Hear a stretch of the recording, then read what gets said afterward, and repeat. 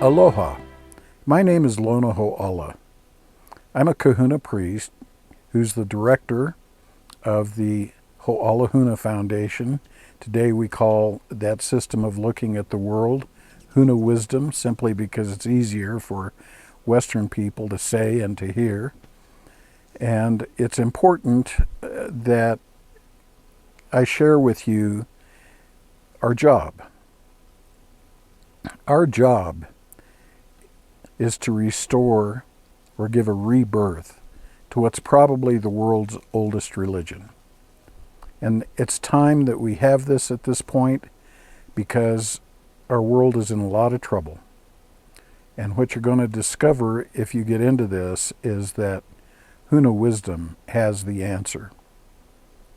It's the most conscious, most effective way to live your life, if you're interested in living a spiritual life, to be able to elevate perspectives and get to the place in your spiritual life where you are more awake tomorrow than you are today, every day for the rest of your life. But it's an interesting thing. While I'm a Kahuna priest, I was born and raised in these mountains of Colorado, and I'm a Colorado cowboy.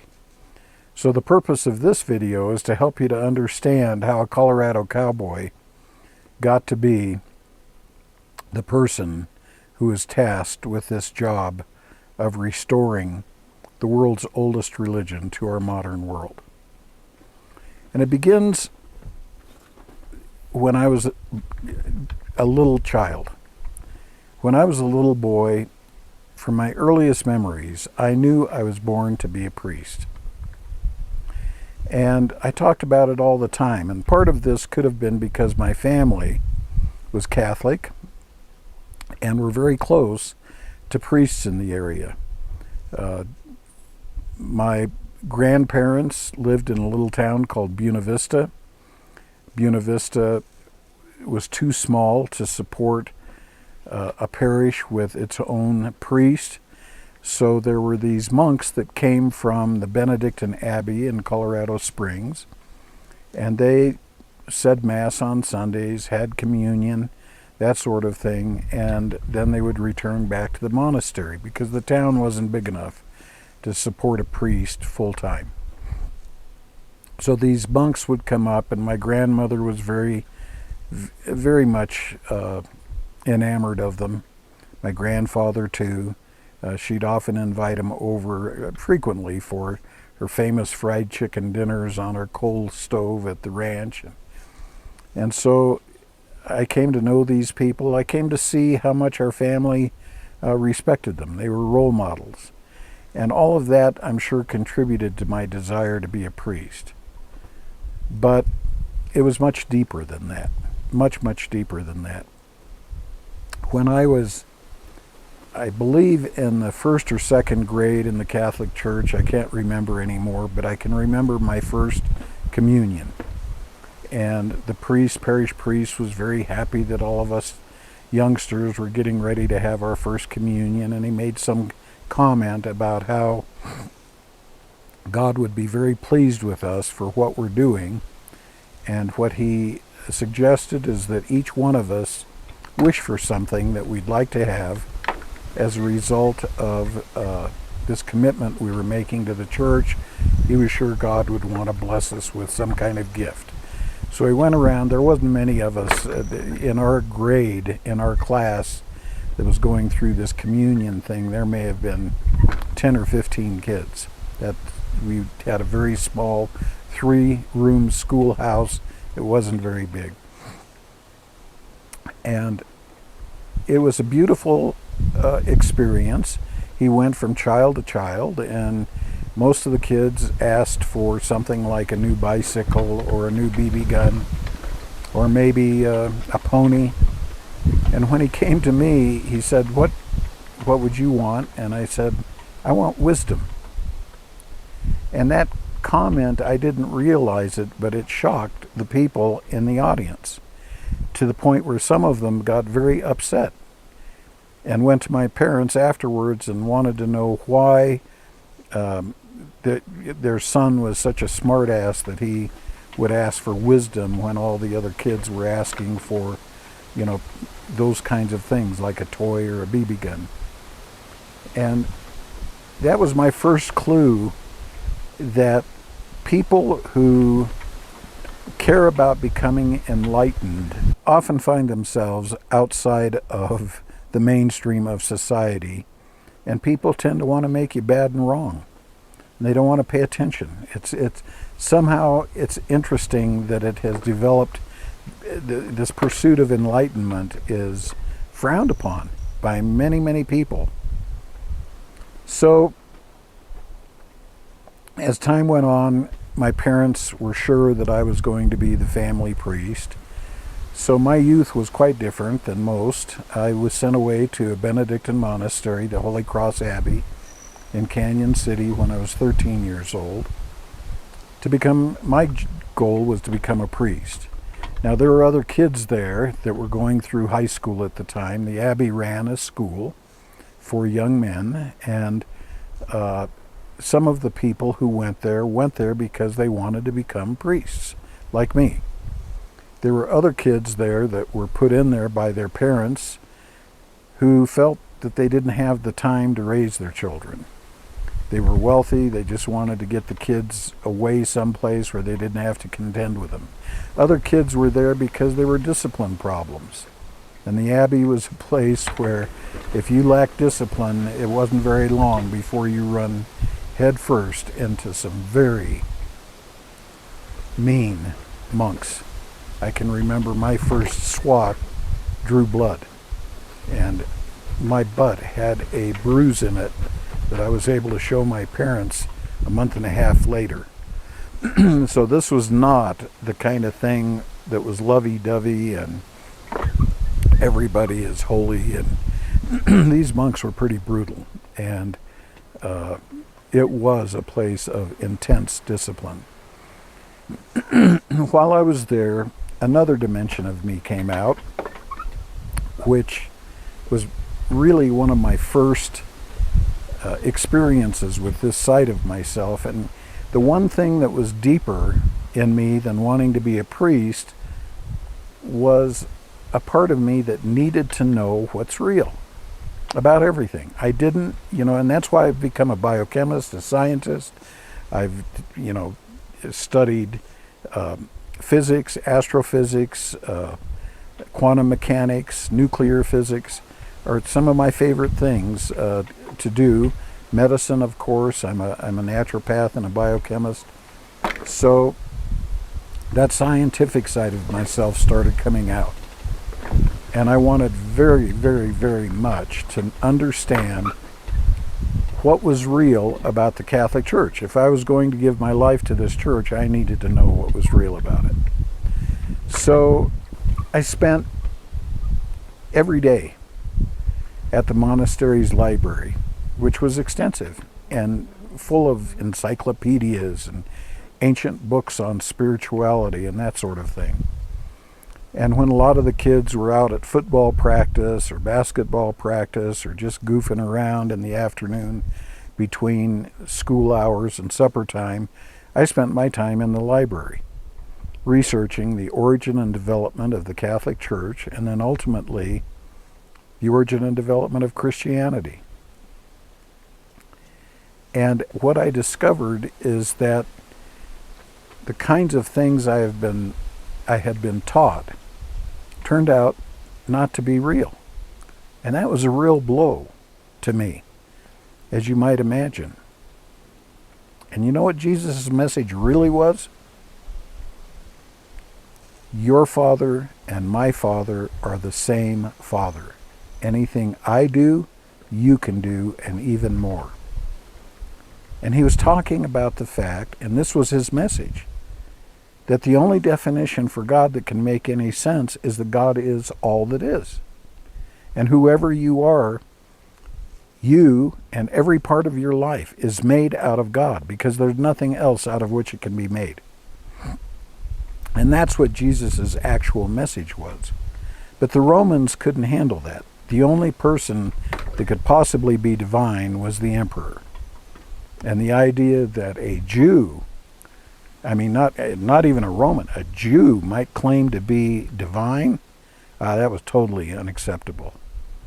And so that's where a lot of this stuff today comes from in our religions, that we've got to somehow, we're not a part of God, where God is out there and he's looking at us and he's judging us, and he's going to, if we do something to irritate him, he's going to send us to hell for time and all eternity. And the idea that we would claim to be divine even though he made us, as supposedly according to their doctrine, we were created by God, but somehow there's this difference between us and God, which implies that there's a lot of stuff out there in the world as we see it that's not a part of God, meaning you and me and everybody else.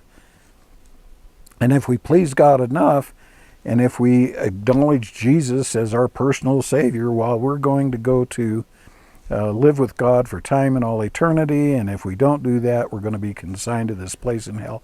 I want you to know Jesus never taught any of that stuff. That's all an invention of the Roman Church. And when I discovered that, I realized I couldn't be a Catholic anymore. I couldn't even be a Christian anymore. And my problem wasn't with Jesus as far as Christianity was concerned. When you get into the ancient writings and you really look at what Jesus really taught and said, and more is coming out all the time with discoveries that are taking place in the Middle East. There's the Dead Sea Scrolls, the Pseudepigraphia. There are all kinds of ancient writings by people that were associated with the church. And the picture that they paint of Jesus and what he actually taught are entirely different. Jesus was married. He was married to Mary Magdalene, and they had children. And that's something that a lot of folks just can't believe. It's so far out of the mainstream thought about who Jesus was that they can't believe it. And that's fine. You don't have to believe it, but it happens to be more likely that that's true than not. And it certainly doesn't change anything about Jesus' message. So I came to love the true Jesus, but I started to despise churches. And I wound up becoming a journalist, if you will, at the Abbey for our school newspaper. And we were taught at the Abbey, and you know, the most important thing about a journalism is that you have to have journalistic integrity. You got to report the facts. You got to tell the truth, the whole truth, nothing but the truth. And I took that to heart. So I began writing a report on what I had discovered about the Catholic Church. And it was documented. I had it footnoted and referenced, all of these documents and that sort of thing. And I submitted it to the editor of the school newspaper. And it took probably less than 30 minutes to be called into the abbot's office. And I was chastised and given a dressing down that you can't believe. And I was told that I had allowed Satan to get into my mind and my soul was at risk, and that I was going to go to hell for all eternity if I allowed myself to continue to think in those ways. I was deluded.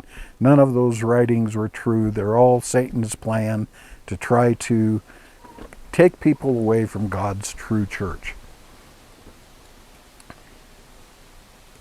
All I could think of was what hypocrisy.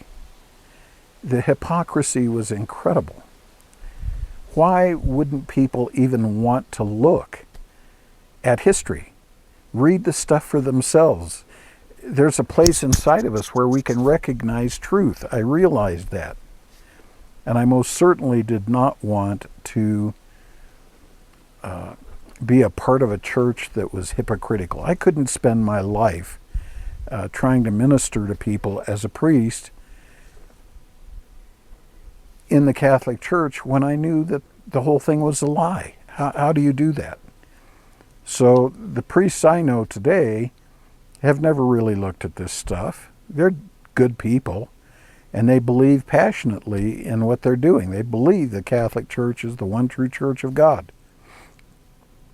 And there's a lot of other Christian ministers out there that are heartfelt in their devotion to the Bible and all of that.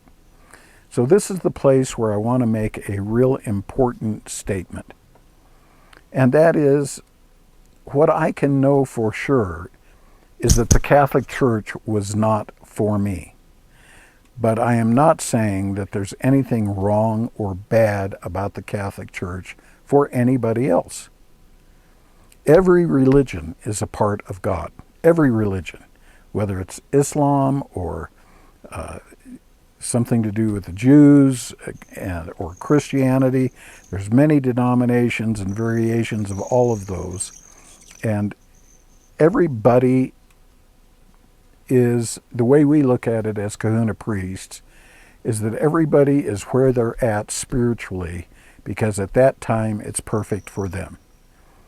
And Kahuna are not arrogant enough to believe that we know what's better for somebody else than their own high self or divinity knows for them. They're made out of God.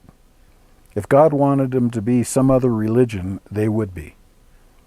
So there's a reason why everybody is in their religion. And I and nobody else is smart enough to know what that ought to be for another person. And it's extreme arrogance to tell somebody they're wrong or bad or evil because they don't believe the way you do. So that's important to get across at this point. The Catholic Church was not for me. I get it. But it was not, that doesn't mean that it's not right for my parents, my sister, or for anybody else who continues down that path. And my only statement about that would be to encourage them to be faithful, to be able to live up to what the tenets of their religion call for. And should it come time for them to be on another spiritual path, if they become like me and they outgrow the spiritual path that they've been on, then they'll move into something else that works better for them at that point. But that's not my business to try to facilitate that. I answer questions when I'm asked, but I don't intrude in other people's lives and tell them that they're wrong or bad for their spiritual way of looking at life. So that's important that you get that. After I graduated from the Abbey, because I had to get through high school, I made the announcement to my parents and to my entire family, as well as to the monks at the monastery, many of them who had become friends. And I told them I'm leaving the Catholic Church and I'm even leaving Christianity. My family was so upset that everybody in my family disowned me, including my mom, my dad, relatives, uncles, aunts, cousins. It was incredible. It was extremely upsetting to them that I would potentially leave the Catholic Church, and that I had come to the decision that it was not anything I could give my life to and have integrity. So my dad refused to help me with college unless I would attend a Catholic college. So the first semester, because I wanted to go to college and I decided that what I'll do is get into medicine, he sent me to Creighton University, where I got into a pre-med program, but that only lasted for one semester. I couldn't stand it. I actually couldn't stand it. The Jesuits were worse than the Benedictines. And as a result of that, I applied at other places. My grades were always excellent, and so I was able to get a scholarship, interestingly, to the University of Hawaii and the University of Colorado. The problem with the University of Hawaii, which I was really interested in maybe checking it out and going there, but they didn't have any room in a dormitory. And I would have to pay for an apartment. And I didn't know how I'd make the money to do that. I didn't really have much money on my own. Being in the monastery, I had not had the opportunity to get a lot of part-time jobs or save up any money, any of that kind of thing. So the University of Colorado gave me a scholarship for tuition, and I was able to work at the food service for my room and my board. And that's what I did. I transferred back to University of Colorado and worked in the food service and did things, and got in the pre-med program there, and then continued on. I eventually became a deputy sheriff, interestingly enough, for Marvin Nelson in those days in Boulder County. If there was a place you don't really want to be a deputy sheriff in those days, it was probably Boulder County. There was riots on the campus. SDS, Students for a Democratic Society, which was another pseudo-communist organization, was always trying to create difficulties and problems. And it was an intense thing to be a deputy sheriff in those days, but it was interesting. And the problem I had is, as I got into medicine, there was another problem, and that is my major and where I had really focused was biochemistry. And when you get educated in biochemistry, you start to realize that a lot of these pharmaceuticals that are being prescribed to people all the time are not in the highest and best interest of the people. An example would be statin drugs for the idea of high blood pressure and high cholesterol. Well, doctors are required to prescribe that if somebody comes in with high blood pressure. But what happens if you take statin drugs over a protracted period of time, you'll create congestive heart failure. It strips the body of CoQ10, which is a very important nutrient for energy.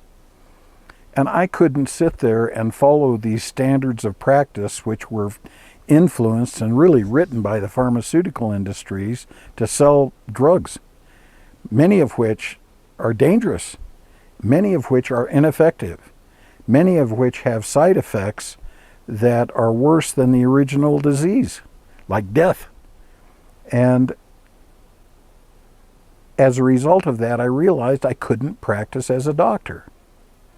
Now, I'm 73 years old today, and we're talking about stuff that happened 55 years ago.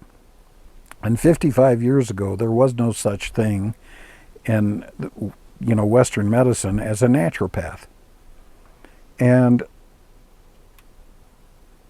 I didn't know what I was going to be able to do. I had training in natural medicine that I had gotten on my own. As I started looking at these drugs and realizing that they were derived from plants, many of them, I rather would look at the plant. And what has this got? Why is that there? And why does that work? And what's the biochemistry behind this or that? And I discovered that plants are oftentimes more effective by far than the pharmaceutical without any side effects. But if you listen to modern medicine, they'll make you think that that's witch doctory, that somehow you're stuck in the ancient ages of darkness, of myth. It's not real. These things work. And they work oftentimes way better than the drug that was derived from them. So I needed to be able to make a living for my family. And I'm not going to go into all the things that I did, but I can share with you that this is where we get into the big life-changing moment of my life, and this is it's a death experience. My wife and I moved to a little farm in a place called Penrose, Colorado. And there was an old house that had been built there probably in the 1940s or something on this farm that I was really interested in having because it had land associated with it. And I love dogs. I was raising Labrador retrievers for fun. And we had some chickens and that sort of thing.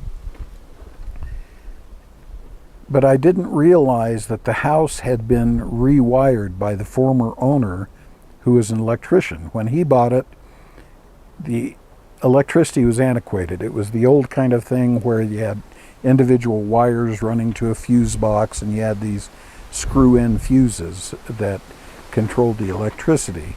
And he changed the entire thing into Romex with a modern circuit breaker box. The only problem was when he labeled the circuit breaker box, there were two 220 volt outlets, as they are for many houses even today. One was for an electric hot water heater that was located in the crawl space underneath the house, and the other was for the oven and range. What I didn't know is that he mislabeled the breaker box when he put the labels up, and he labeled for the hot water heater was put on where the stove goes, and the label for the stove was put on next to the breaker for the hot water heater. One day I was sitting in the house and I smelled a very, very bad odor. And that odor was obviously the odor of death. We'd had a previous problem where some mice had gotten into the house while it was vacant between the time the former owner moved out and we bought it. And they made nests in the insulation, the fiberglass insulation in the stove, and there were babies in there. And when we turned on the stove to cook something, that heated up the insulation and nests with the babies in them, and basically cooked them, and they were nasty. Oh, did that smell bad. And I thought maybe that was the case. We had to buy a whole new stove. After that happened, we weren't able to cook anything on that stove and eat it. I wouldn't want to. So we bought a new range, and I thought, oh, did we get mice in here again? And I looked at that carefully, and my wife had started a new bread. She bakes her own bread, and so that was going, but I didn't see any smell coming from the stove. So I wound up walking outside, walking around, and I noticed that the access to the crawl space was open a little bit. And when I opened it up and looked in there, I saw a dead puppy who had gotten in there. We thought he had been maybe taken by a coyote or an owl or something like that. But somehow he had gotten out of his pen and had gotten into that crawl space. And there was a sump pump in the crawl space that was designed, again, this was something else I didn't know, but there was a spring that came up under the house every spring. And this sump pump was in there, and its purpose was to keep the water out of the crawl space. Well, the sump pump failed, and there was about 18 inches of water in the crawl space, and this little dead puppy was floating in there, bloated, and it was absolutely horribly smelly. And I needed to get in there and get the puppy out. So I had a neighbor down the road, and I called him and I asked him if he would come help me. And he said he'd be happy to. So he came down. His name is Carl, very nice guy. And the first thing he said is, you know, if I were you, I'd make sure to turn off the main breaker in the house. And I said, well, I can't really do that because my wife's baking bread and I don't want to ruin her bread. So what I'll do is I'll turn off all of the breakers except for the oven. And that ought to solve the problem. So that's what I did. Lo and behold, what I really did, because the labels had been reversed, is I turned off the oven, and the hot water heater submerged in 18 inches of water was still hot. When I crawled into the crawl space,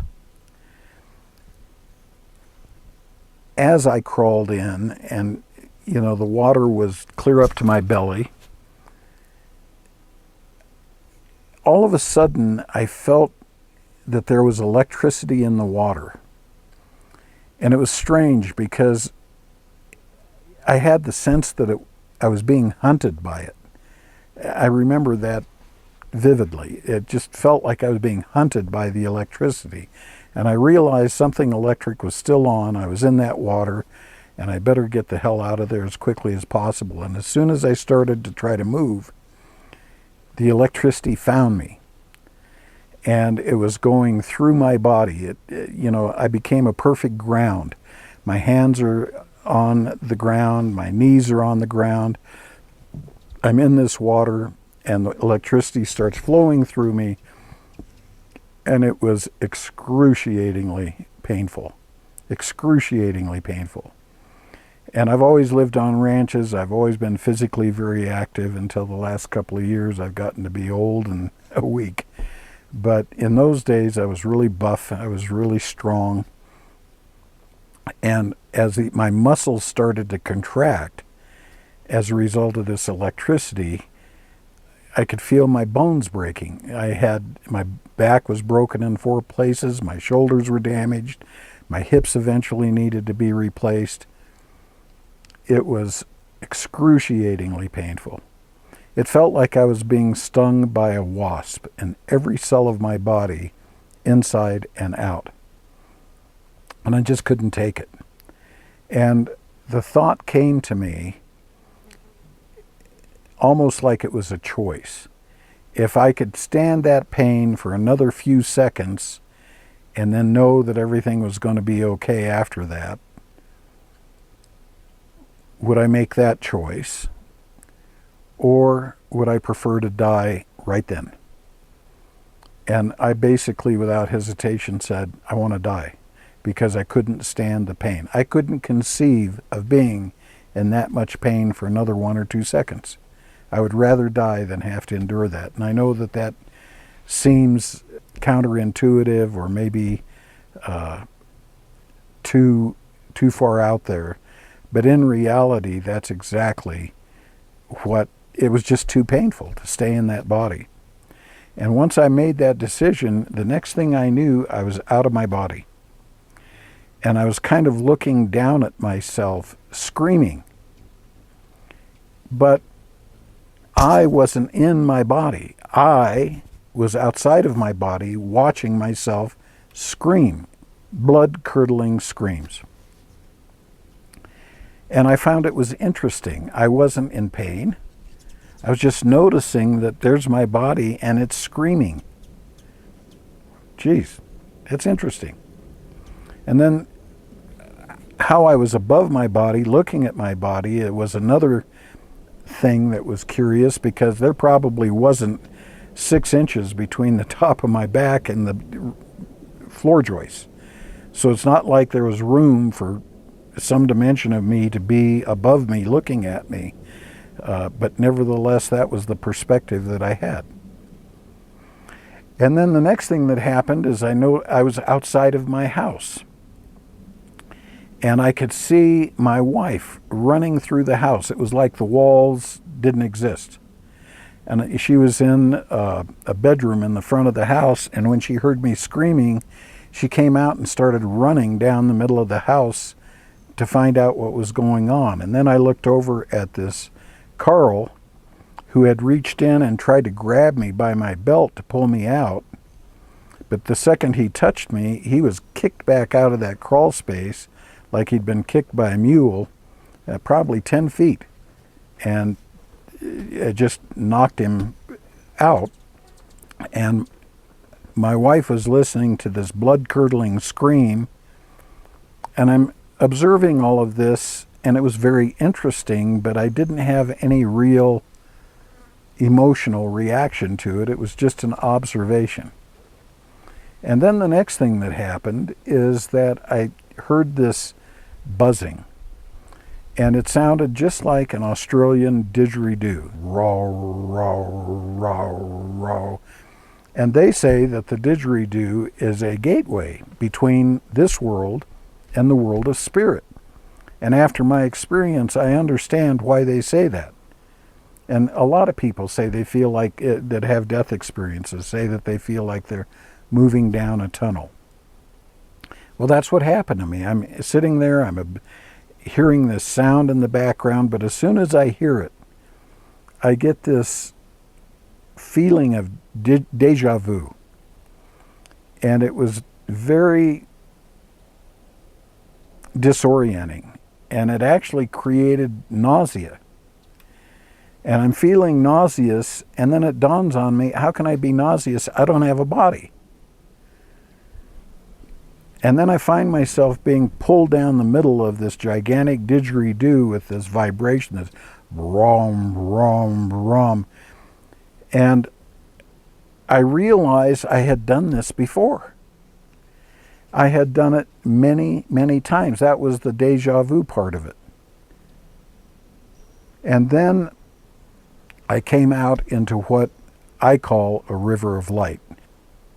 So I find myself in this river of light. And wherever I step in this river, I have an absolute holographic experience of some event in my life.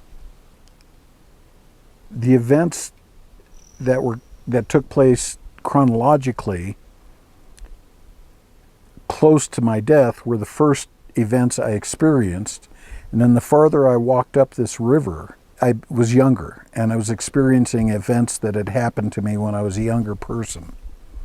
And I found that very interesting. The second thing I found is very interesting is the quality of those events. It was just as real, if not more so, as me sitting right here, right now, talking to you. It's actually more real, because what happened is when I was in that place, I could see how my energy was impacting other people. So I like to use this example because while it's embarrassing, it's real. There was a time when I got out of the Abbey, I wanted to make up for lost time. I'd been celibate, never had sex. Anything that you had the opportunity to do when you're in a Benedictine monastery.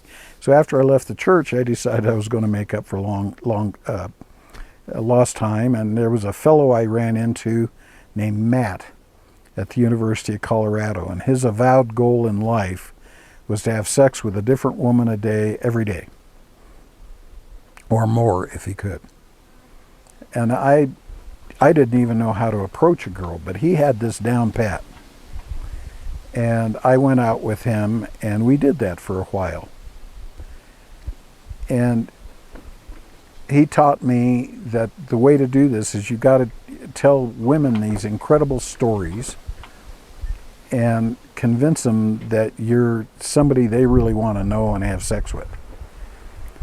And I would tell people these stories, these girls these stories. And there was one girl in particular I remember who had a little daughter, and she was looking for another husband.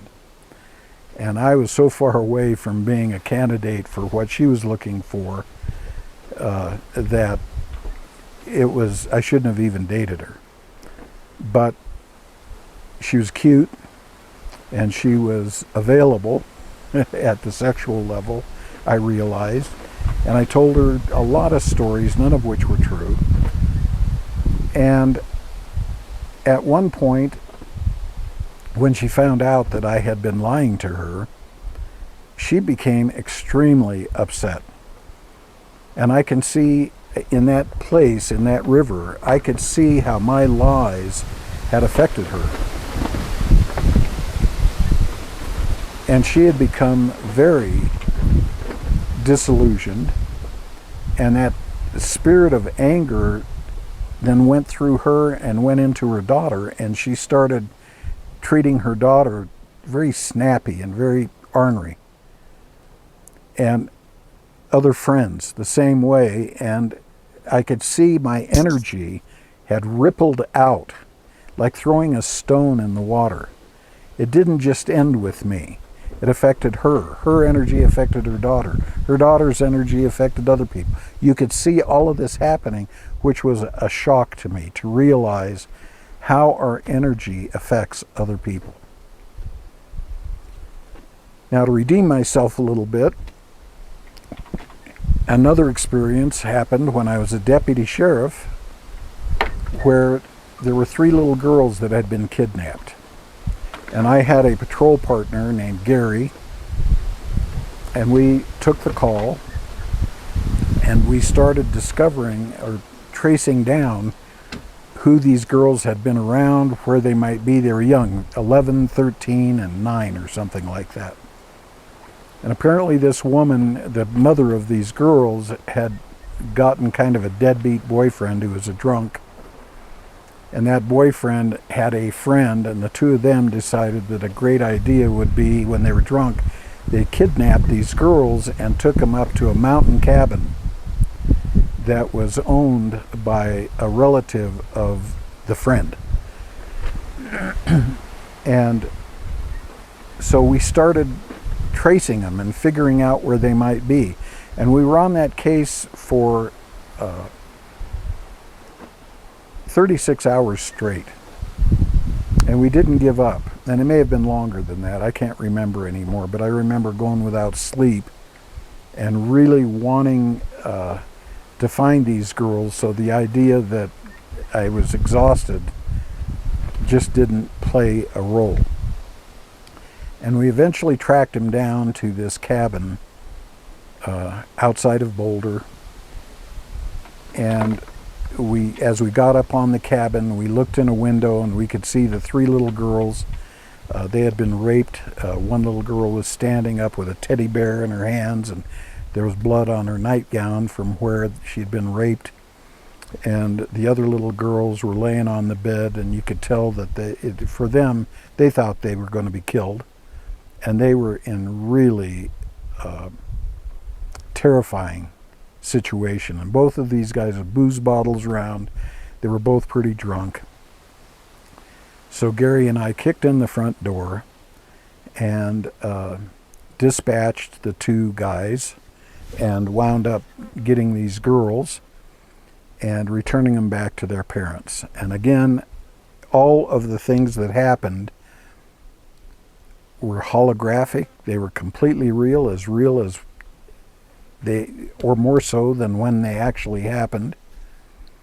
And I could see the gratitude and of these little girls and their parents, and the love that they were expressing for my partner Gary and I, for having had the fortitude to keep on looking for them until we found them, instead of creating a dynamic where the guys decide to sober up and realize they're in trouble and they're going to kill them and go bury them in a shallow grave somewhere. You know, we stayed on it and we rescued them from that dynamic. And the energy coming back our way was extraordinary. So those are the kind of things that I saw in that river of light as I'm walking towards the source of the light. And this river is flowing from a source. And this source of light is so loving that it was difficult to feel worthy to be in its presence. And there was a place where any place I'd been judging myself for what I had seen in this river caused me to be ashamed at a very deep level. And there was a place where I was tempted not to go to the light. But I ignored that, and I went to the light anyway. And when I found myself in the embrace of this light, it was indescribable in terms of the amount of love that I felt. It was like my spirit, any place inside of my spirit that was out of sorts, just all of a sudden clicked into place, like it went where it belonged. And all of a sudden, all of the things that I felt inside of me that weren't quite in sync, that all went away. And I realized that's healing. That was healing. There was a place where I was healed deep down inside from everything that had ever happened to me in this life, in my memory. And I was back being the person that I am between lives.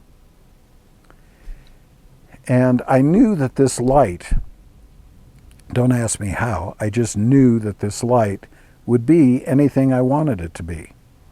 If I wanted to be Jesus, it would be Jesus. If I wanted it to be the Blessed Virgin Mary, it would be Mary. If I wanted it to be Krishna, it would be Krishna. If I wanted it to be Muhammad, it would be Muhammad. It would be anything I wanted it to be.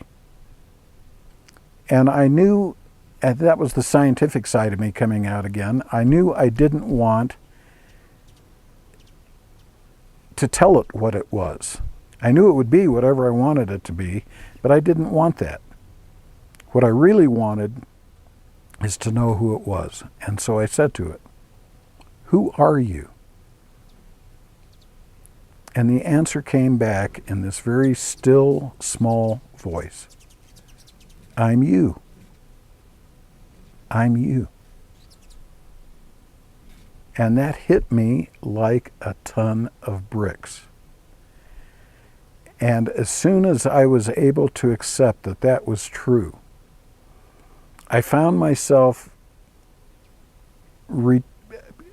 waking up, and the only description I have for it is home. You're home. You realize that's where you came from. You realize that's where you go back to. You realize that all of this stuff that we're doing here is a dream. All of this is a dream. Nothing more than a dream. There is where is real. This is a dream. There is where is real. And when I woke up home, I had some more incredible experiences. I got to be at one with relatives who had died. When you're there, all of these beings are enlightened. They're completely whole. They're completely aware. There is none of the, alcoholism and anger and all the stuff that they may have portrayed when they were here. They're whole. They're beautiful, divine beings there. And it was interesting to realize that they, along with that dimension of me that is loving me unconditionally and ushering me home, that is our family. And what the Hawaiians would call aumakua, our utterly trustworthy parental selves and our family that are there. And then I started getting all kinds of information that I understood was very, very important. And somehow I knew I was going to have to come back. I don't remember anybody telling me that, but there was just a knowing that I would have to come back here. And I was going to come back with this information, but I wouldn't be able to remember it, which I found very puzzling. And what I did remember is the information I was being downloaded with was profound and stuff I'd wanted to know all my life, and extremely important to here, not to there, because they already live in that light. Here, in this place that is dark, where we don't know the truth about the spiritual world. And then there were other things that happened, but what happened next is, eventually, is that I knew I had to wake back up in my body. And while I knew that I was not going to be able to remember the details of this experience, I knew I could remember that I'd had it. And so I resolved that that's what I was going to do. I was going to remember that I'd had this experience, even though I couldn't remember the details of it. And then I wake back up in my body, and I had been pulled out of the crawl space at that point. I was badly injured. And sure enough, I couldn't remember those details. I was just screaming to be able to remember them, because I knew how important they were, and extremely frustrated that I couldn't. So my body had been damaged. My back had been broken in 4 places, as I said. My shoulders had been damaged. My hips were damaged. My brain had suffered damage, and so had my heart. And I started having grand mal seizures. And every time I'd have another seizure, my back would be re-broken. And my other joints had been damaged. They were re-damaged. And that went on for a considerable period of time. And I wound up, the doctor prescribed Dilantin and phenobarbital. And interestingly, the more I took of that medication, the more seizures I'd have. And eventually I said, I'm not taking this anymore. And the doctor told my wife, they always tell your wife because they want the leverage, I guess. But he said my seizures were so severe and my heart was in bad shape because of the accident, and I would die if I didn't take this medicine. So I threw the medicine in the trash. She dug it out of the trash, put it on the nightstand again. I'd throw it away, she'd dig it out. And so one night, I didn't take the medicine. I'd thrown it into the trash. I had another grand mal seizure, which were kind of scary to go through for her. And I woke up in the morning. The medicine was back on my nightstand, and I said, I'm not taking it. She said, if you don't take it, I'm leaving you because I'm not going to sit here and watch you kill yourself. So I said, you're going to have to do what you're going to do. I was sick. I had a knowing that these pills were not helping anything. And I said, you do what you've got to do. And I threw them across the room. And that was I never took them again. And that was also the last seizure I ever had. So that knowing turned out to be absolutely true. But what I did have is heart difficulties. It fried the nerves in my heart. So I have what's called, I believe, a left or a right bundle branch block, where the two sides of my heart don't talk to one another. And if I'm under much stress or things aren't just right, my heart would go into fibrillation. It would not pump blood, and I'd collapse, and I could die. So, to make a long story short, the second death experience happened when I was in Bountiful, Utah. I was setting up an office for an employee, and we wound up, I was in the financial services industry, by the way. That's what I finally did because I couldn't practice as a doctor, as I got a real estate license, then a real estate broker's license, an insurance broker's license, a stockbroker's license, Series 7, and then a Series 27, and I got involved in the financial services industry, and I actually became one of E.F. Hutton's top 10 brokers in the country. And George Ball was very fascinated about what this kid from Podunk, Colorado is doing in his top 10 list all the time, when he would expect that would be reserved for his top producers in New York or Chicago or San Francisco or places like that. And it turns out I wrote a series of classes called the Asset Management Program, which was a series of 12 classes that I taught at a local college. And I was getting 20 or 30 clients a month who would enroll in this class, and then they would want me to do their financial planning. And it was really the first financial planning, official financial planning thing that anybody in the country was doing. And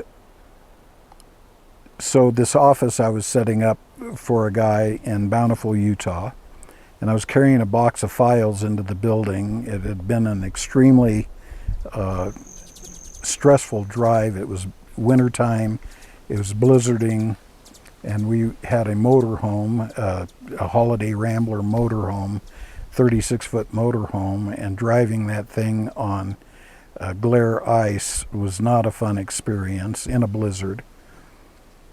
And so I was under an extreme amount of stress when we got there. Had to get up early in the morning, went to bed late, got up early. I was exhausted. I was carrying this box of books or papers up into this office building, and I collapsed, and I wake up in a cardiac care unit in Salt Lake City sometime later. And I'd had another experience, the same experience. The same things happened, the same buzzing, the same river of light.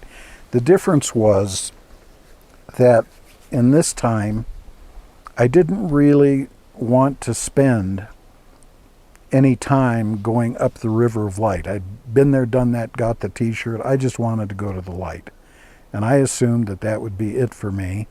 You know, you don't die and come back and do that repeatedly in life. I didn't think in those days. So, and yet with International Association of Near-Death Studies, which I've now given many presentations, I've run into a number of people who've had 5 and 6 death experiences. So, but I didn't realize that that could happen in those days. Certainly not to me.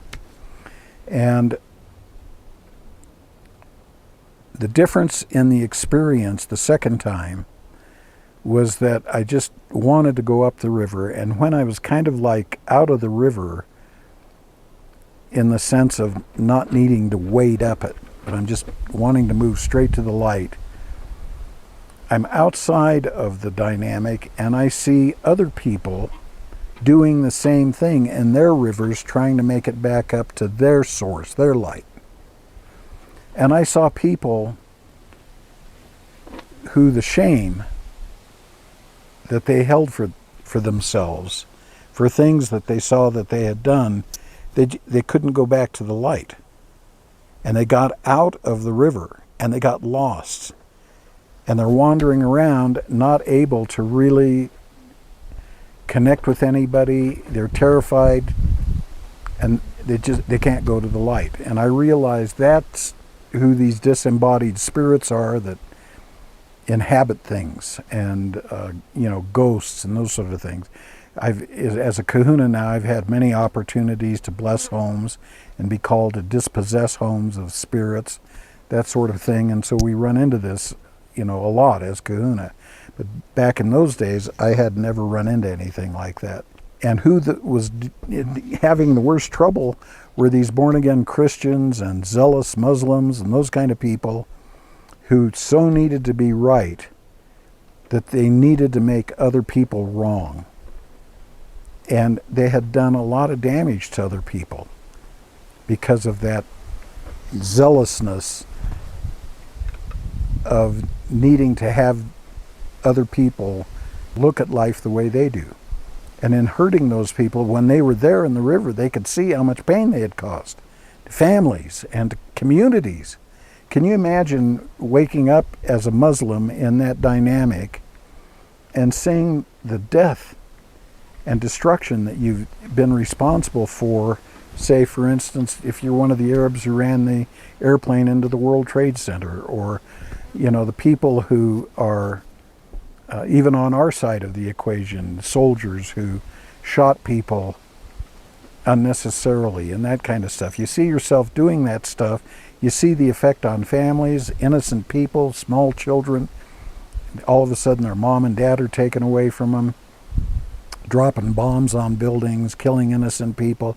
And when you get into that river, you see all of that, and you can't whitewash it. And one of the things that we need to understand here is that our brains have a defense mechanism. We often try to reformulate our memories and give ourselves an alternative way of remembering things, because the truth of what we really did is too hard to accept. And all that's fine while you're here, but when you're not here anymore and you're in that river of light, you see all of that stuff. That was the one thing that was unique about the second experience. The second thing that was unique is that when I made it home again, I found that I was really interested in what is this information that I had forgotten. And the information came back even more. It was incredible. And all of a sudden I realized I was going to have to come back again. And I wasn't going to be able to remember that stuff again. And I was just really kind of, what is this all about? And sure enough, I woke back up in my body. I'm in a cardiac care unit in a hospital in Salt Lake City. Can't remember this important information.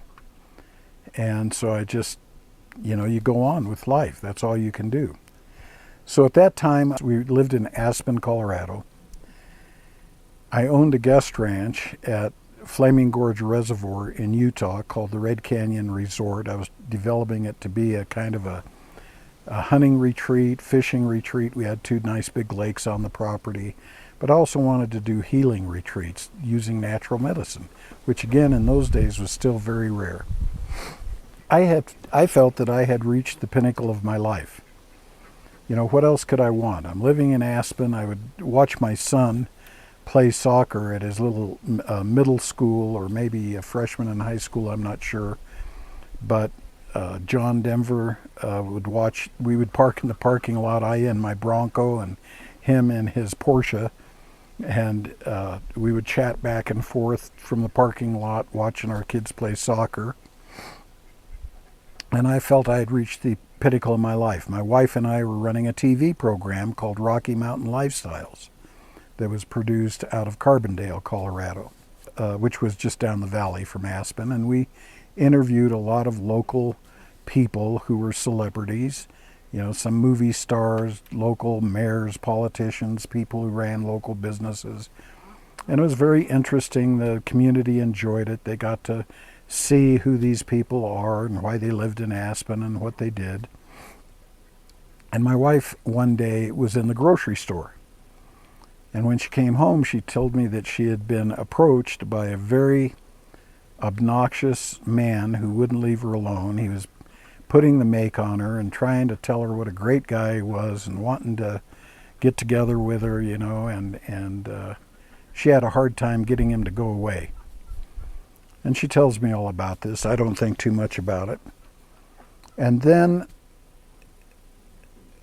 we encounter several people who are asking us to interview this woman named Georgia Silva, who was doing channeling in Aspen. And we wondered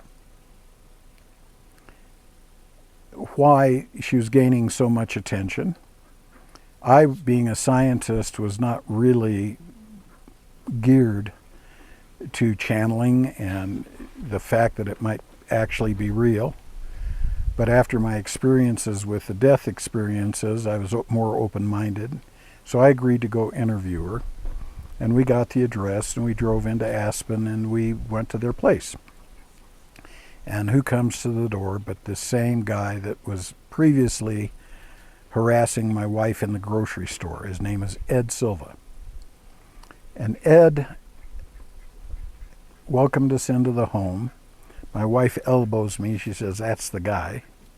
So obviously I don't like him right away. And then it got worse from there because he starts telling us about how he's the grand master of a Hawaiian martial art form known as Lua. And his job, he is in the Martial Arts Hall of Fame. And, you know, he's just a big shot. He's just so full of himself and going on and on and on. He wants to show us his Martial Arts Hall of Fame. So he takes us back to this room in the house that he's got these gigantic pictures of himself doing martial arts. And eventually I've got enough of it. And I say, you know, we're here to interview your wife, so would you mind leaving us alone so we could talk to her and find out if we want her on the program? And we did, and we talked to Georgia, and I found her to be a delightful lady and very grounded and somebody that would be a good fit for the television program. So he agreed, made a date for her to come onto the program, and then he starts in. Well, I'd like to be on a program. I'd like you to interview me. I've done this video, and it's teaching people how to protect themselves against date rape, or women against date rape. And I'd like to be able to make people aware of it, and on and on and on. What do you think? And again, I'm going to use language that you may not appreciate, and I apologize for that. I'm not trying to be crude, but this is what I told him, and it's significant to the story. I looked at him and I said, "I think you're as full of shit as a Christmas goose." And he's a guy who's not used to being talked to like that. He looks kind of like Bruce Lee. He's a pretty intense fellow. He is good at martial arts. So please excuse me. I had to change where I was sitting because the sun had gotten so hot and so bright that the camera started malfunctioning. So I changed to a location indoors to complete this. So I tell him that I don't think too much of him, and he starts laughing. And I said to him, "What's so funny?" And he said, "Well, I have a shaman at the Taos Pueblo."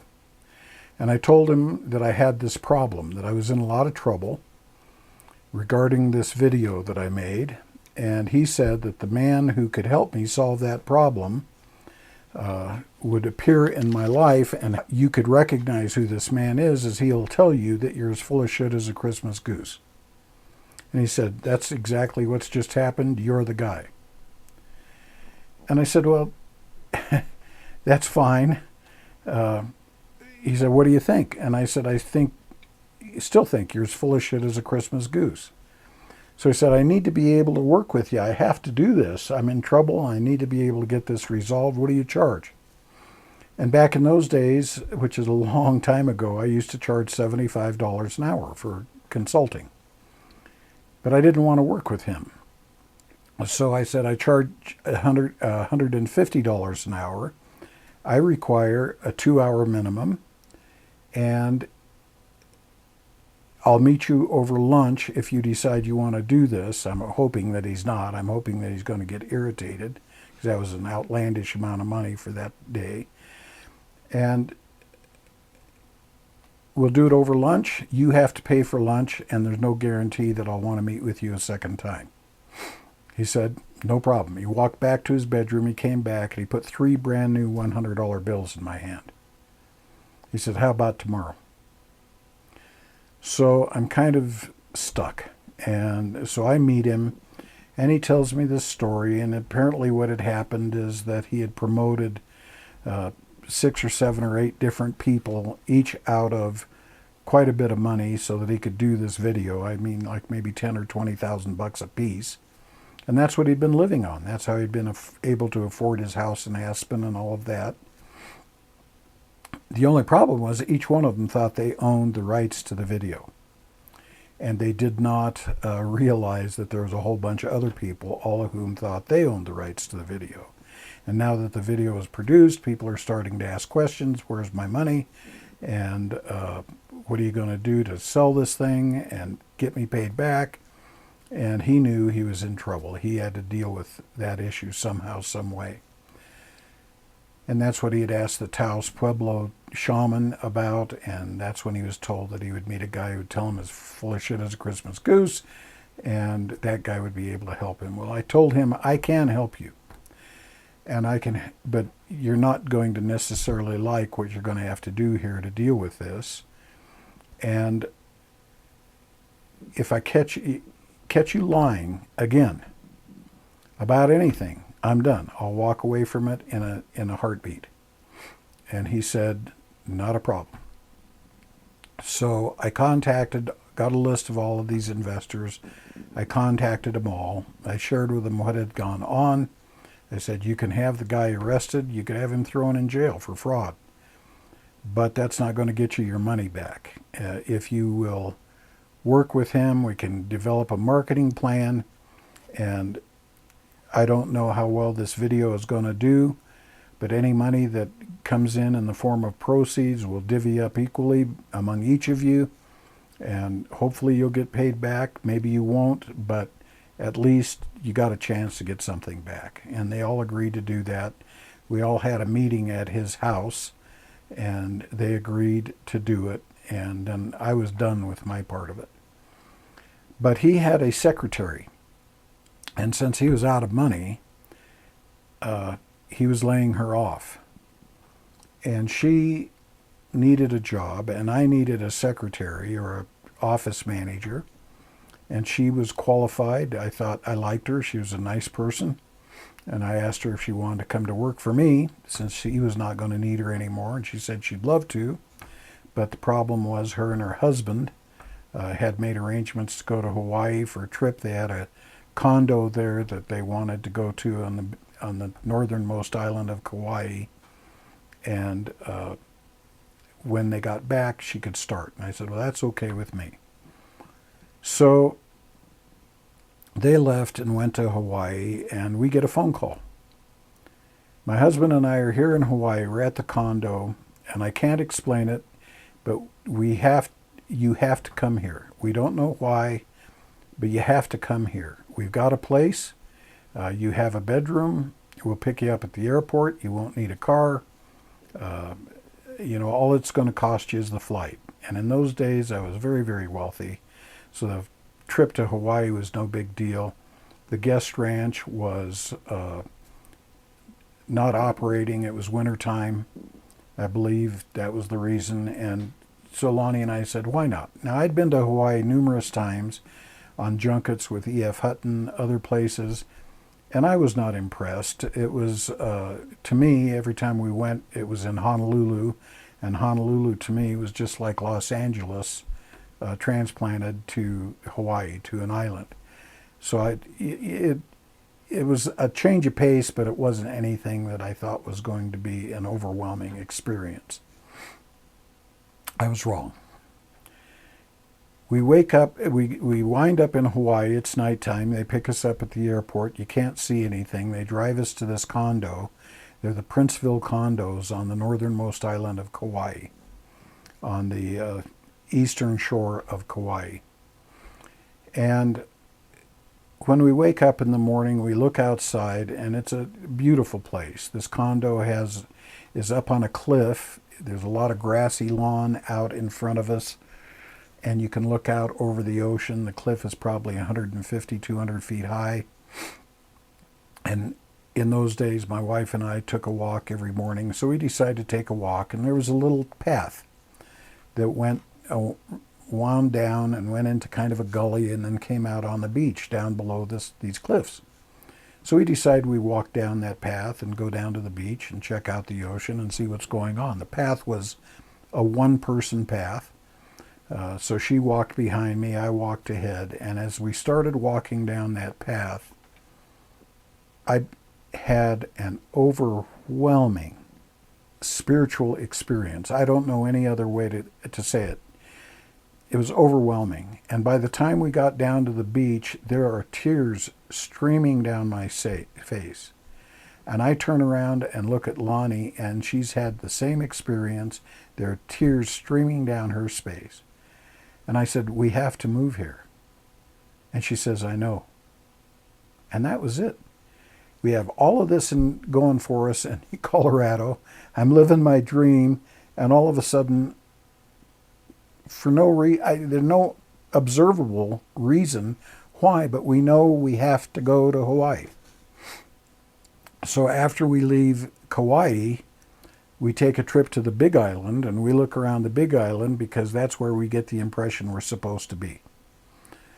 I think the reason was this couple also went to the Big Island, and they found several places on Ali'i Drive, and they told us we ought to come there and look for a place to live. Maybe that was why we wound up on the Big Island. But we went back home, we got rid of everything, and wound up coming back to Hawaii about 90 days later to live there. And we find this house on Ali'i Drive, just across the bay from the Ke'o Beach Hotel. It's right on the ocean. Of course, that's what everybody wants to do when they go to Hawaii is, oh, I'd like a place on the ocean. And, that works for about the first 6 months or a year, and then people want to get out of the ocean side of things because the salt air is very corrosive. Anything that's metal in your house is going to be destroyed. Any electronics is destroyed. And it's hot and it's muggy, and it many times it's very nice, and you get to be there at the ocean. We had some extremely special experiences watching a whale give birth right off of our back porch. But to live there on a continual basis is, a lot of people don't really enjoy it. We didn't. But I'm sitting out there on the lanai when we first get there. And all of a sudden, all of these things that I wanted to remember from the spirit world, boom, they're there. And I start saying this stuff to my wife. I know Hawaiian words. I never spoke Hawaiian in my life. I didn't know anything more than aloha and mahalo, which is what most haoles know. That's all. And all of a sudden I know these words. I know what they mean. I know what they mean at a deeper level than what most people know what they mean. I know about the history of Hawaii. I know about how they look at things in ways that were completely unusual. Nobody had ever written a book about any of this stuff. I came in contact, a memory of these people called the mo'o. And I say memory because that's the best thing. It was just, it's what I learned when I was there in the spirit world. So she's freaked out about what I'm saying. She runs down to a local Walgreens store and picks up a handheld tape recorder, comes back home, and I talk into this tape recorder. Afterwards, we listen to it. Both of us are blown away. And then she starts sharing this stuff with some of the friends that she had met there and invites them over for dinner. And then the next week, there's instead of a couple, there's 2 couples. And then all of a sudden, there's 4 and 5 and 6 couples. And we start doing a potluck, followed by the previous week's awarenesses that had come up. And it was a very fascinating thing for these people to listen to. I laughed about it. I called it the next episode of As the Lava Flows. So, but we were getting in trouble with our neighbors because by the time you have 20 and 30 people wanting to show up at your house and you live on a house on Ali'i Drive, there's no parking. And people are parking in front of people's driveways and all that kind of stuff to come there. It was kind of a hazardous situation, so we needed to find another place. And we start looking around for another place, and we were guided to a woman who had a house up Mauka, up above, Mauka means up the mountain, up above Honau. Pua Honua Ohonau is the place of refuge at Honau, and this place was up the mountain from that spot on the Big Island. And we wandered, you go off the highway and you got to go through this 2-track, very rough road that wanders through macadamia nut orchards and coffee orchards and banana trees and that sort of thing. It was a gorgeous drive, but it's a rough road and it wound up the mountain, and it took probably a good 30 minutes from the highway to get up there to this place. And the road forks, and one road went to the left, the other road went to the right to her place. We went up there. I looked at the place. It was a beautiful setting, but it was not the place that we were looking for. It's not what we wanted.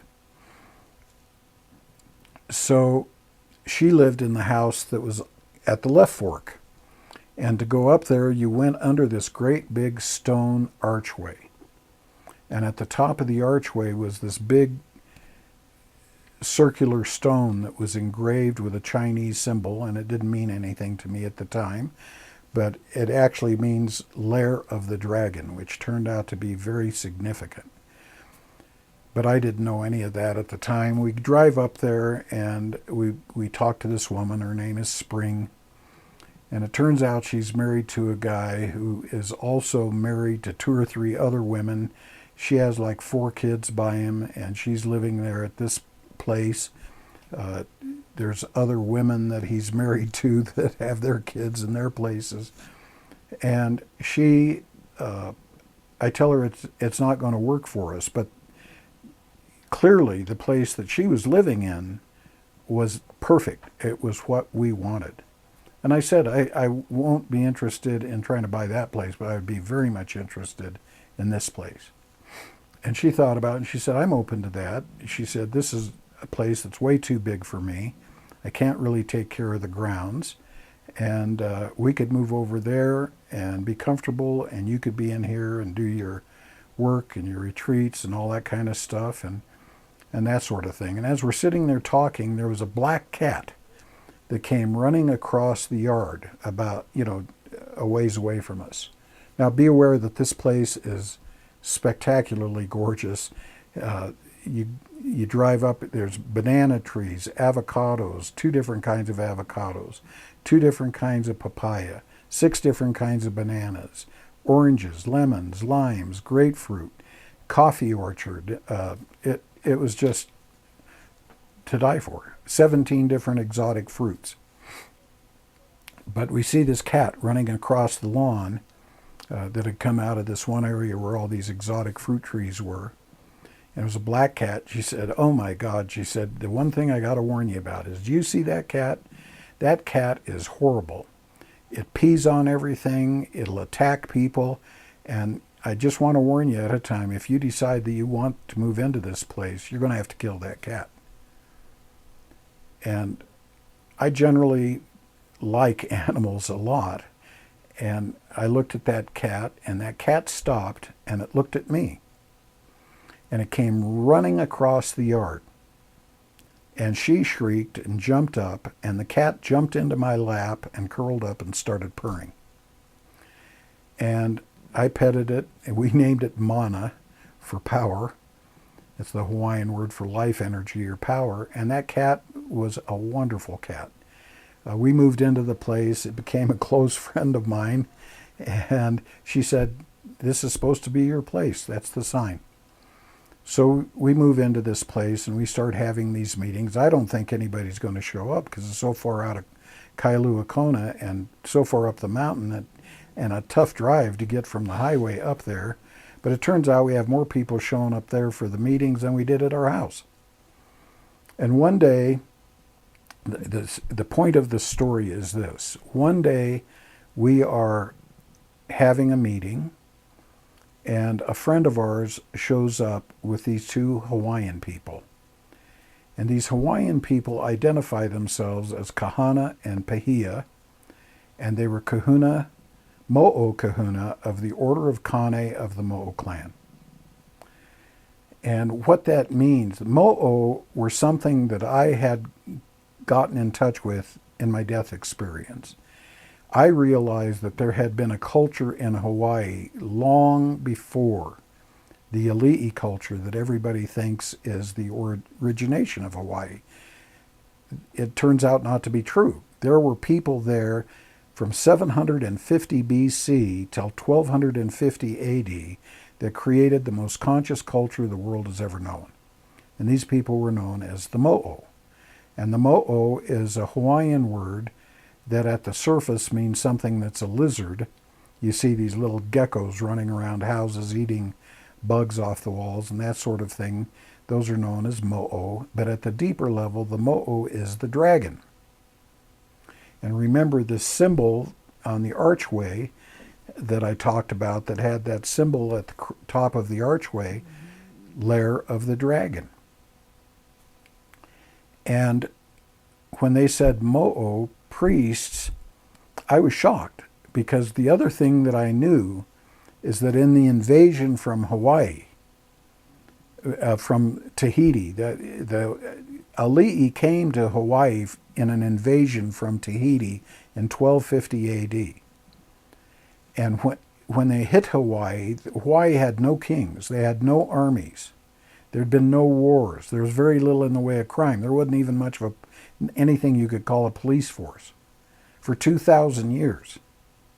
So when these Tahitians came from Tahiti, there was no defense. And they were led by a fellow named Pa'au, who's wanted to be the king of all Polynesia. And he knew the headquarters of the priesthood was in Hawaii for all of Polynesia. So he knew that if he was going to do that, he had to show that he was more powerful, and he had to take the kahuna in Hawaii down. And so they committed a genocide. Every kahuna of the Order of Kane, which are the high priests, along with every member of their family, were executed in gruesome public executions. They were leaned over rocks, and their still beating hearts ripped out of their chests. They were, the father would have to watch as this happened to his wife and his kids, and then he'd be killed. They were thrown off the cliffs there above Kealakekua Bay. It was a very, very bloodthirsty, gruesome time. And anybody who survived, the lower orders of the priesthood, as well as just the commoners, were allowed to live if they would renounce any awareness of their previous culture, refuse to speak of it, refuse to ever talk of it again. And the priests that were not killed were given the option, well, they were given the option if they didn't want to be killed, that they could become an ali'i. But they had to promise that any kahuna of the order of Kane from that time forward of the Mo'o clan would be put to death. So we have the ali'i kahuna, which are the people that generally are thought of as the kahuna in Hawaii today. They go back to those Tahitian roots. And then there are the Mo'o kahuna. And the Mo'o kahuna are basically looked at as legendary or something of myth in Hawaii. It's tied into the Menehune, the myth of the Menehune, the little people. And it was an experience that changed Hawaiian culture forever. And these people had a prophecy. And this prophecy, which I'll tell you more about in another tape, but the prophecy was that there would come a time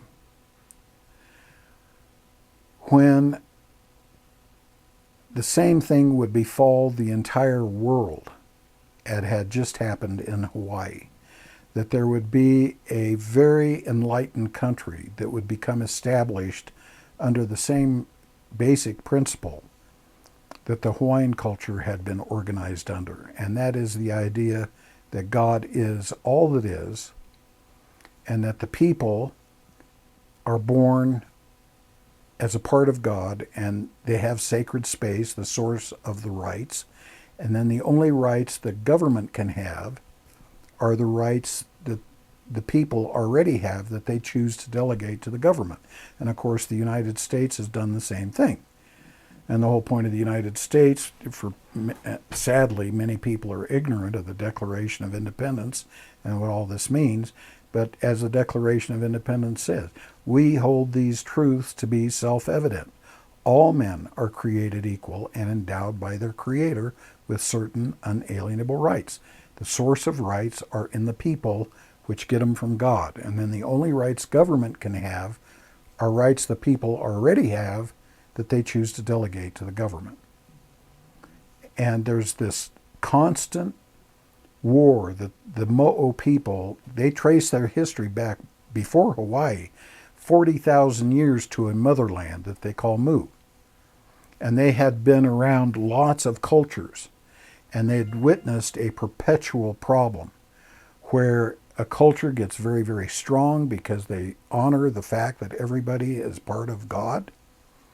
And then after they get comfortable, greedy, evil people wind up wanting more and more power, and they want to replace this bottom-up type of government with a top-down government where an elite at the top will tell you what rights you have. And that's going on in the United States right now today, which is interesting because the prophecy was that there would come a time when a priest from the old world, a dark-skinned priest, would meet a spiritual twin brother who would be a light-skinned priest and a priest of the New World. And that would mark the healing of a broken trust. And we can talk more about this again in another video. But the point is that meeting would take place. And at that meeting, the message of HunaWisdom, which is all this information I got in my death, that Kahana already knew because he'd been trained that way as a kid, and many of the Mo'o already know, that message would go around the world as if on wings of a bird, and that the world would be in great pain, and it would take that pain for people to give up their notions of proprietary gods or the idea of a secular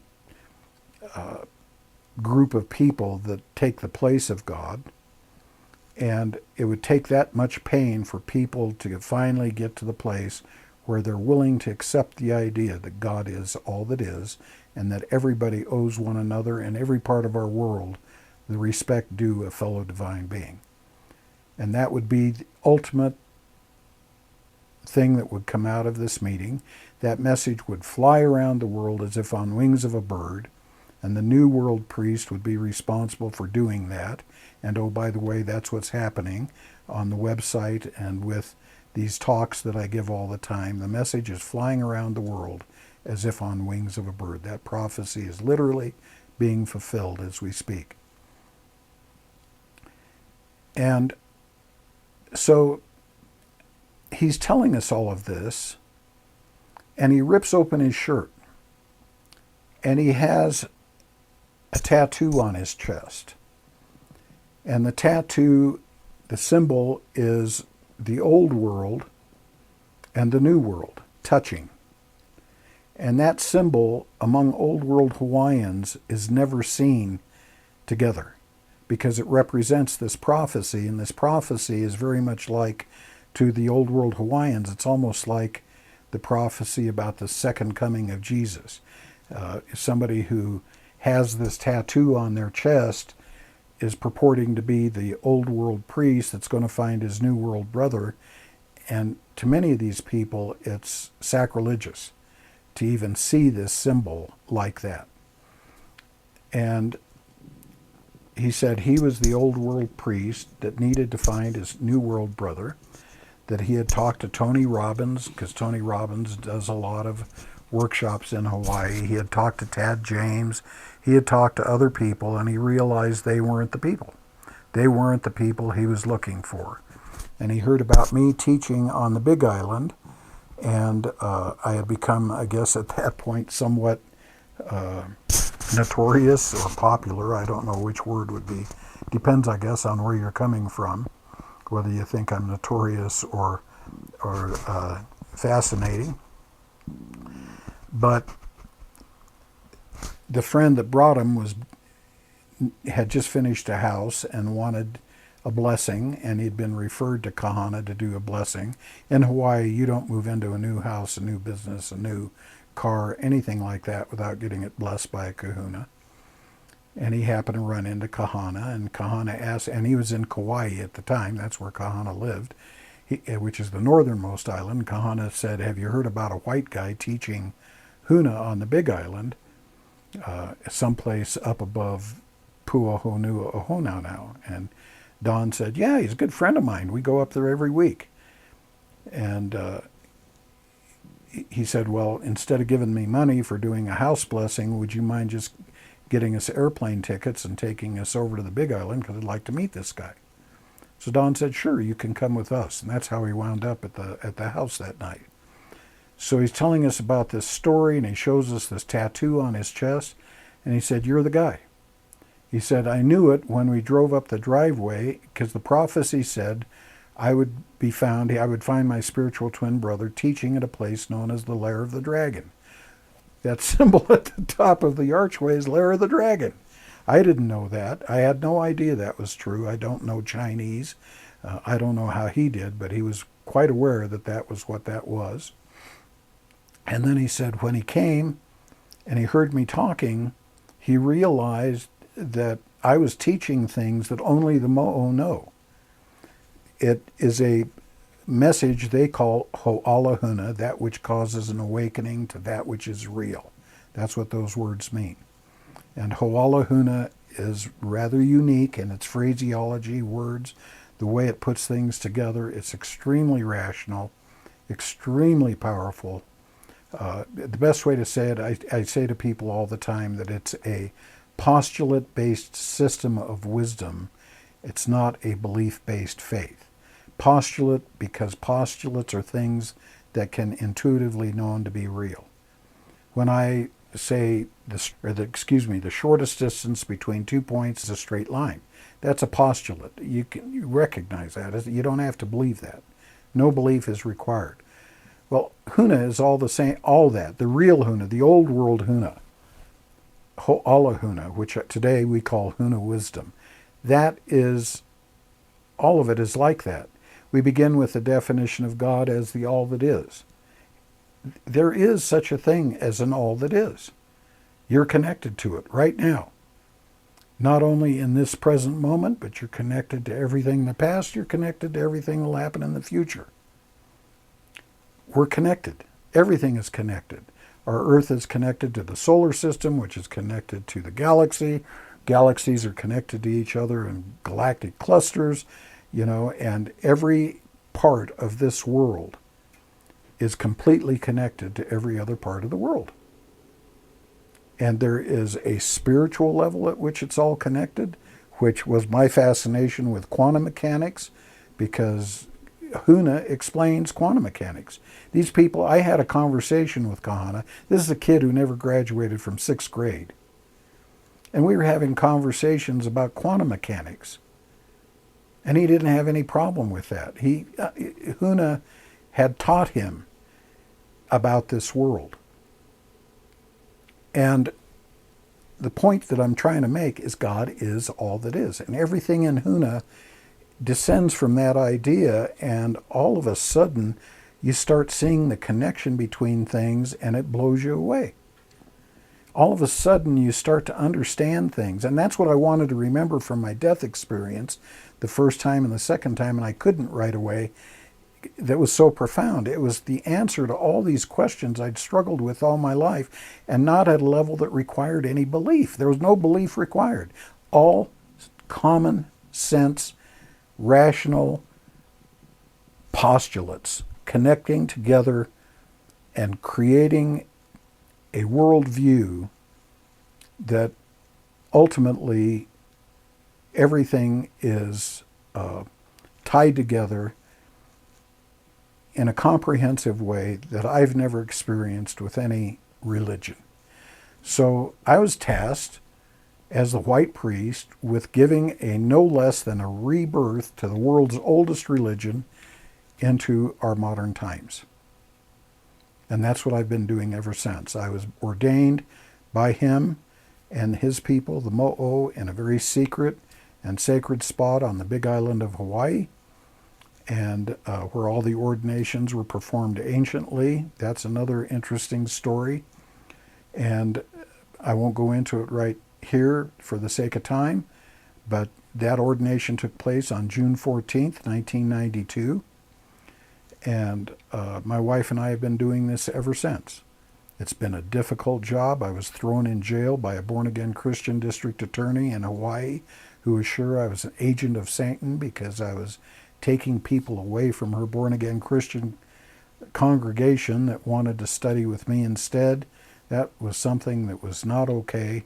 She made up a whole bunch of false charges to have me arrested, and that turned out to be a powerful experience. We can talk about that in another tape, but the bottom line is that that's what I've been doing ever since. And this message has been changing people's lives. There is no other way to say it. We say ancient wisdom heals modern lives. So I encourage you to look at HunaWisdom. We're not missionaries. I'm not attempting to convert anybody to anything.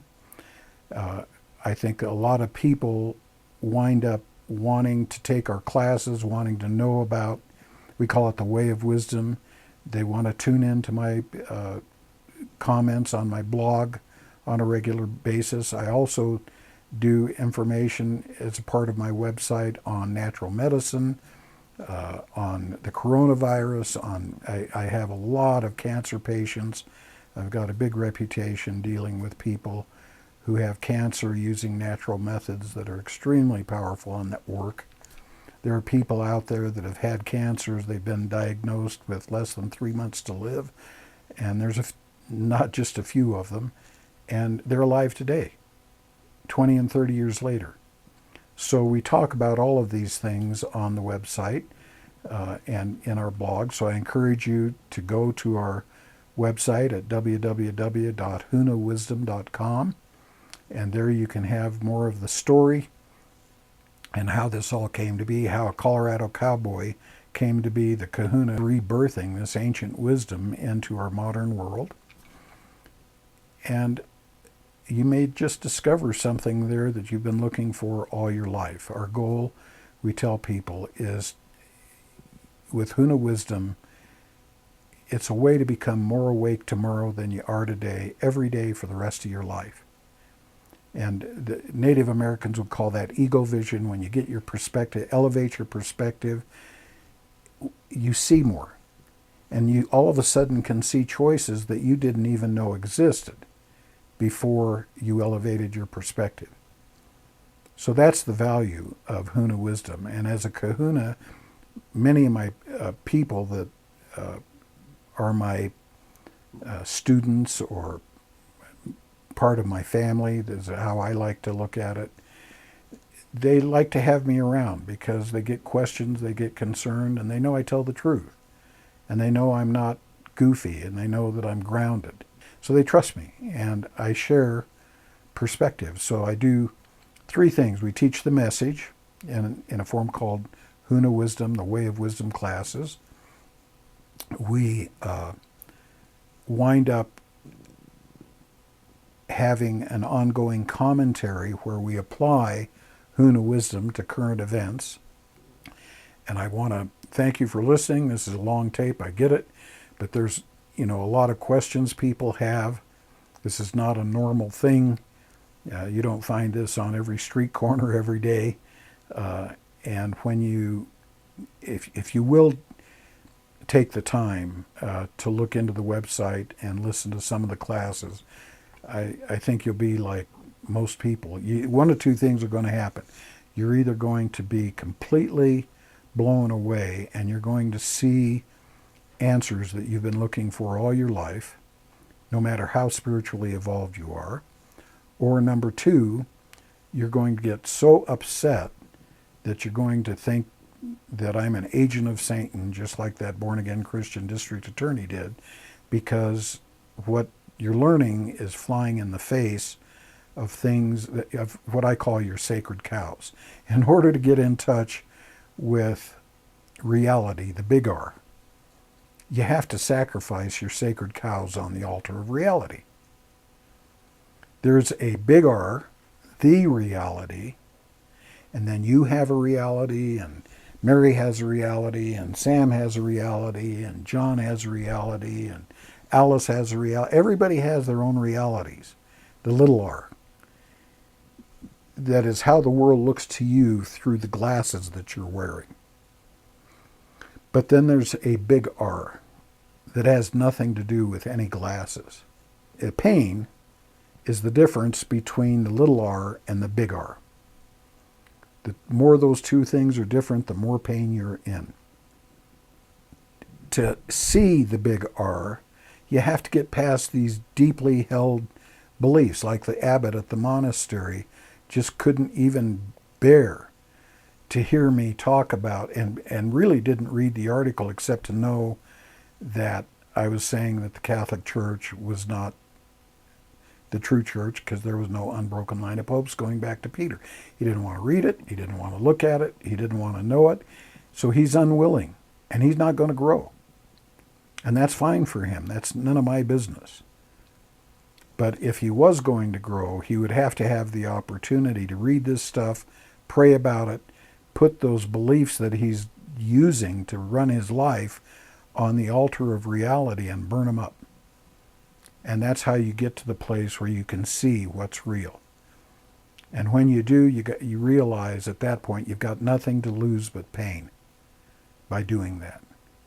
When you sacrifice your sacred cows on the altar of reality, you got nothing to lose but pain. I just thank you for your time, being willing to listen to this today. And please go to our website if you want to know more. There's more there. And you can contact me. My contact information is there.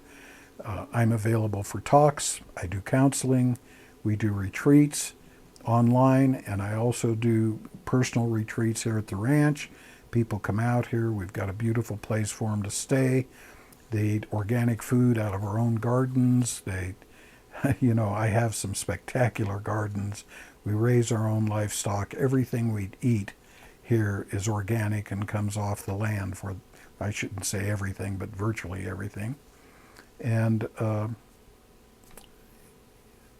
the retreats that we do over the last 20 years have been remarkable. People find a tremendous amount of healing. I especially like the healing retreats, of course, for people with cancer and other things, but relationship retreats, people who are struggling, they've got kids, they're trying to avoid a broken home, they can't seem to be able to, they've got a lot of resentment building up, and they'll come here for a week and they'll leave one of two ways. Either they're going to have the relationship totally healed and on a path that just takes them ever closer, ever more beautiful relationship, or they wind up that they realize they're not meant for one another and they can part friends. But we can't make people get along, but we can point to a set of values that if both parties can accept those values, they'll get where they want to go. When people learn the value of integrity, the idea that a relationship is a mirror, and they're interested in spiritual growth, and they want to use their relationship with their partner to create a mirror so that they can see where they need to grow, and both parties agree to let that be the guiding principle of their relationship, there's nothing that stops them from healing and creating a family that is a joy for those kids to grow up in. And then the other thing is we have the Eagle's Nest family. That's what I call the family. And we are all interested in bonding together, sharing values with other people who look at the world like you do. And there's some tough times coming as a result of the prophecy, but just looking around as an economist, I can tell you that this country is in bad shape, and there is pain coming that you can't even conceive of at this time. The family is important. It's how we're going to get through this together. So I'd encourage you to go to the website, sign up, become a part of the family, get the materials, and I'd love to be your teacher and help you set up groups where you live, that we can start making this message spread. God is all that is. Everybody is a part of God. We owe one another divine respect, and what all of that really means. There's dimensions of ourselves that are important to recognize: how we work, how we operate, why we don't always, what is unconsciousness, what is enlightenment. And you'll learn all of that stuff in a very powerful way. Know that you're loved, that the worst thing that can happen is you're going to wake up home. Nobody gets lost. Nobody. There is no eternal hell that you'll have to be punished for some error that you've made in this life, and God doesn't operate that way. So go to the website, check us out, and we love you. Aloha. And oh, by the way, that word aloha, what that really means: the marriage, lo, light, ha, life. The marriage of light and life, which is how the mo'o see God. Aloha.